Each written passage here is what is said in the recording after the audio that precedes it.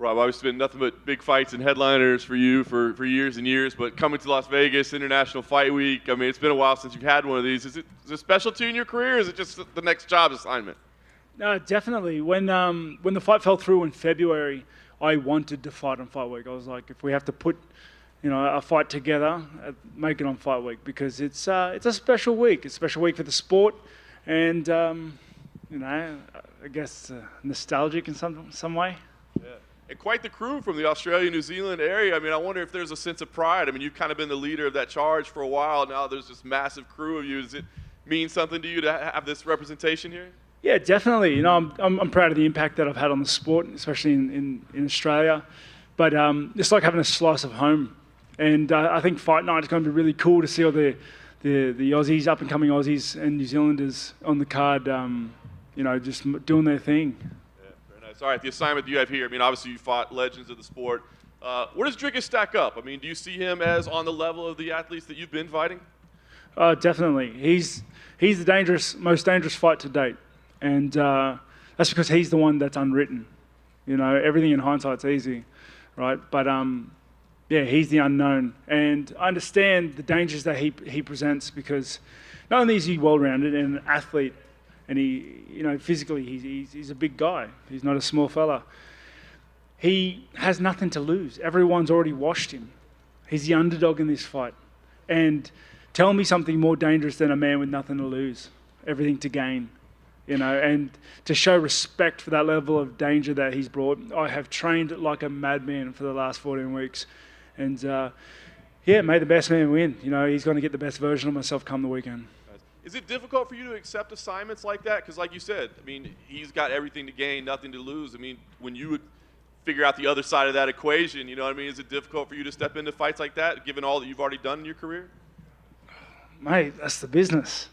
That's the business. If you're not up and coming, you're stopping the up and comers, aren't you? So, it's just part of the gig. Nice. Last thing for me, clearly can't look past Saturday night, but I think everybody's looking towards Australia in 9 weeks. Is that even a consideration to you that, a win here, maybe I could be in a championship matchup in 2 months? Or, I mean, I know you like time with the family, and, is that even a consideration in your eye? I'd like to fight in Sydney. It's one of those things. But, my calendar doesn't go past the weekend right now. Nothing matters past the weekend. Just got to get past this obstacle first.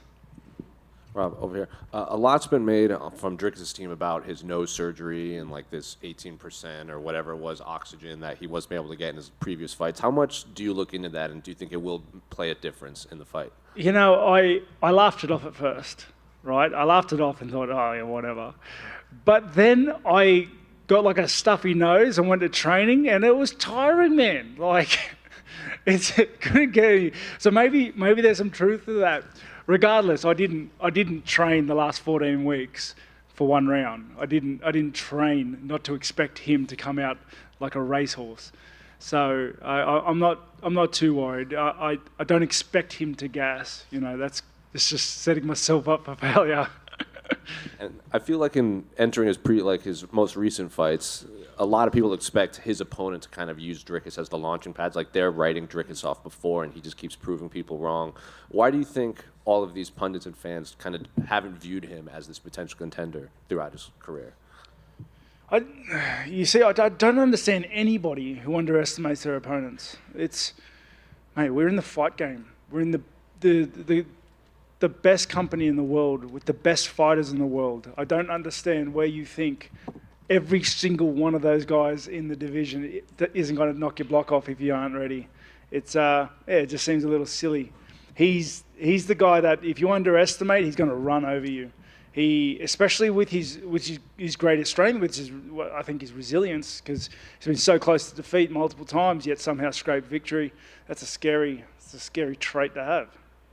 Were you surprised that they gave you Dricus? Because a lot of people just assumed that they might try to make the Israel fight because they were kind of going back and forth, and you had already fought Israel twice, and maybe they didn't want you to knock off a future contender. Were you surprised that they gave you Dricus? No, I asked if it was free. After February fell through, the bank account's looking a little slim, so let's get busy.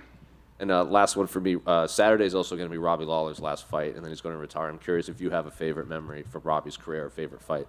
mate, he's an absolute legend.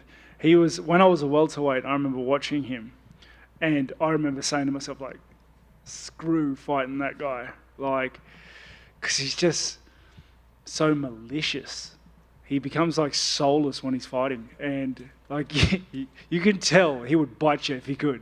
Like, you know, and that was an intimidating dude. So he's had an outstanding career, and I am privileged to be able to be on his last fight card. Rob, over here. We had a big middleweight fight last week with Sean Strickland and Abus Magomedov. Did you happen to watch it? And if so, what did you think of the result? I did, and I thought that was an outstanding performance by Strickland. I thought he just went out there, stuck to his guns, and just probably his best performance to date. Unreal. What do you make of some of the matchmaking in your division? It looks like they're trying to push new contenders like Abus fighting Strickland. We've got Ikram fighting Paulo Costa. Do you think that's good, or do you think some of these guys are kind of getting a little bit fast-tracked? No, it's good. That's the UFC. That's the game. That's the division. It's rife with opportunity. All you need to do is just reach for it and make sure you're prepared. I think introducing new blood's always good. It keeps things interesting, keeps you on your toes, you know. And again, you're getting a 3-round fight here. I know you've had that last couple, but does the preparation change at all for the fact that it's not 5 rounds? Yeah, certainly. It's the work is just as hard, but the pacing is different. You know, you're preparing to get the most out of 3 rounds, with the 3rd round being as good as the first. It's different if you're preparing for 5 rounds and the 5th round being as good as your first. Okay, it's just a different pacing, different regime. And just last one for me, another big fight that took place a couple weeks ago of 2 opponents you fought, Jared Cannonier and Marvin Vettori. What did you think of Jared's victory over him? It was a pretty dominant performance. Yeah, another stellar fight, mate. Yeah, unreal performance by Cannonier. Did his thing. Got a bit hairy there in the first round, but he pulled through. He wore out Vettori and gave him a pretty good beating. Vettori, I don't know, tough guy. Just couldn't get his timing. Couldn't get into his mojo in that fight. So yeah, have to wait and see how he turns it around. Hey Rob,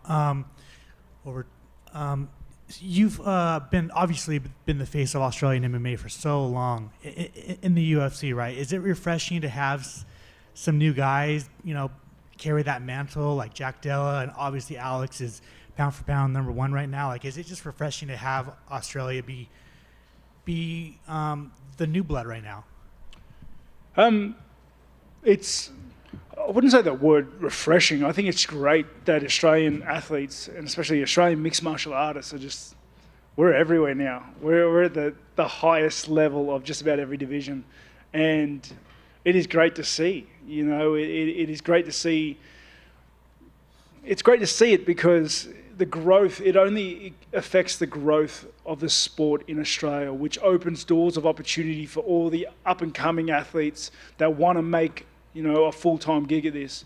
And yeah, like the question earlier, there's also a slice of home on just about every card now. So it's cool. It's really cool. I mean, how has it been like, sitting back knowing that there's talent coming from Australia, but it was slow to get here? Yeah, but you're making it sound like it was like a job of mine to wave the flag. I was a flag carrier. It wasn't something like I had to switch on for work. It's just not being an idiot. It's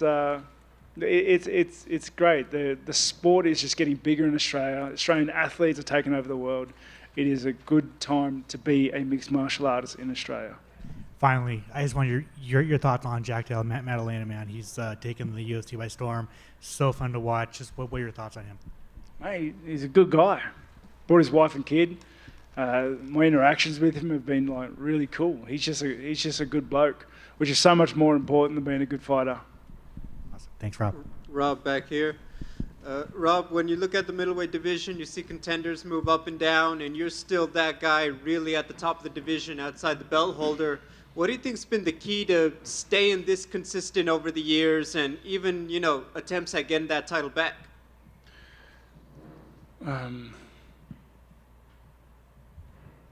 Mate, firstly, I don't really look at the rankings.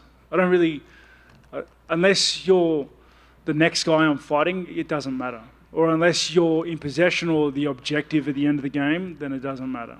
And so with the movements and the new blood and everything else that's happening in the division, it's cool. It's cool. But in terms of staying at the top, I guess I have drive. I have drive. My family, my kids, they give me the drive I need. Unlimited drive, unlimited fuel to do what I need to do. And my coaches are always pushing me to get 1% better every single day, to try and inch out new angles of my game so that every fight that I go into, you see a better version of myself. And I'd like to think that that's exactly what has been happening.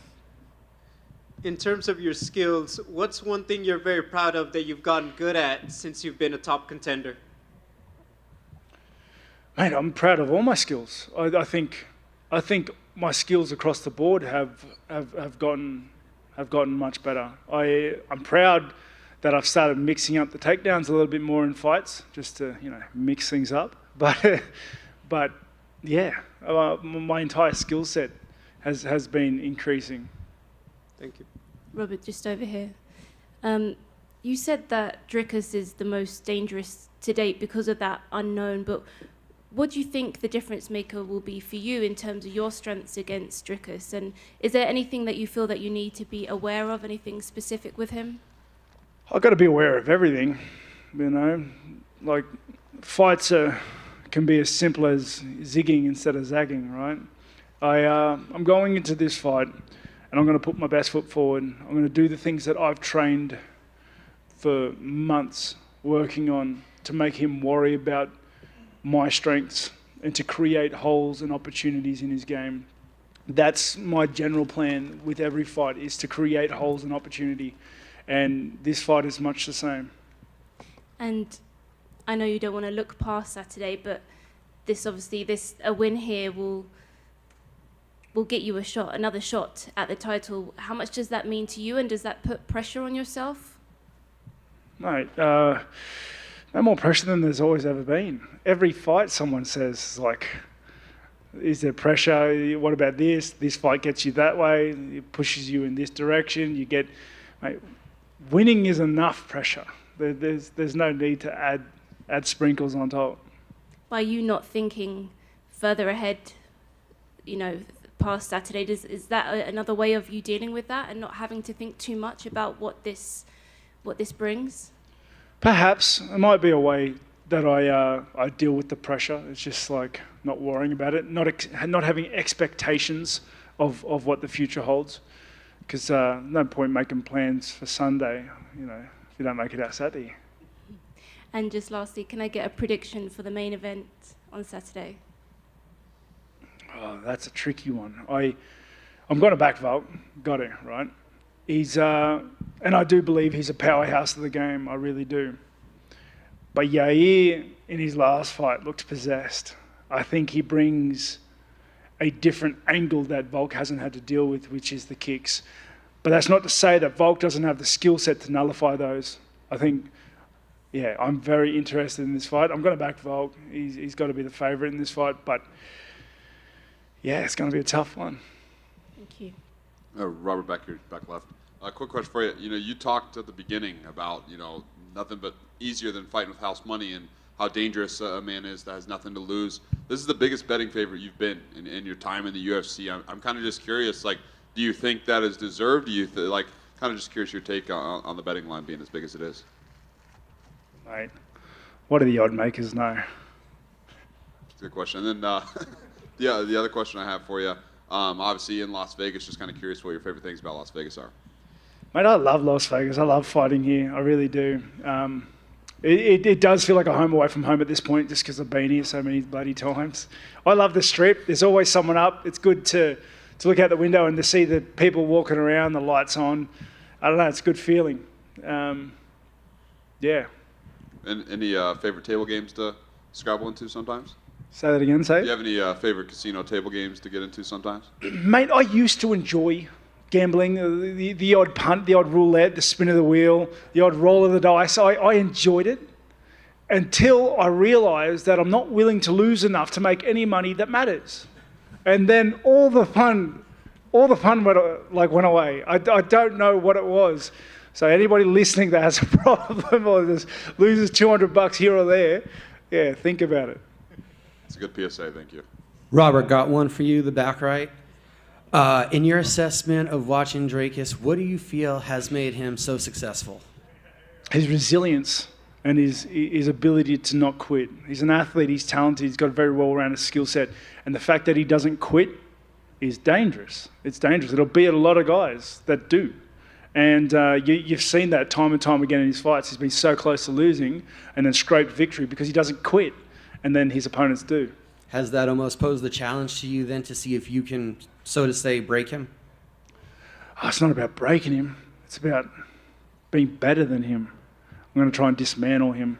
I'm going to try and create holes and opportunity that I can exploit to take the win. Thank you, sir. Cool.